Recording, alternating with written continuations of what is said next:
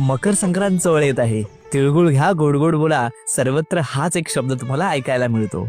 परंतु या संक्रांतीची तुम्हाला कथा माहिती आहे का?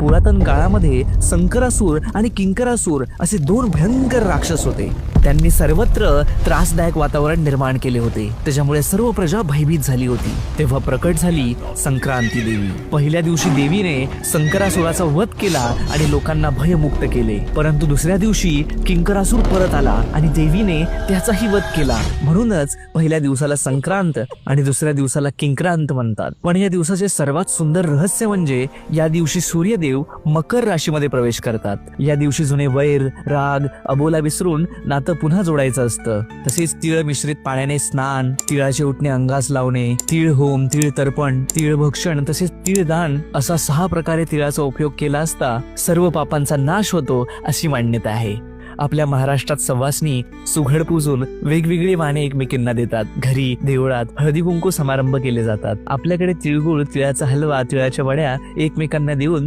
तिळगुळ घ्या, गोड गोड बोला असा स्नेहाचा संदेश दिला जातो. आणि एकादशीलाही तिळगुळ खाता येतो.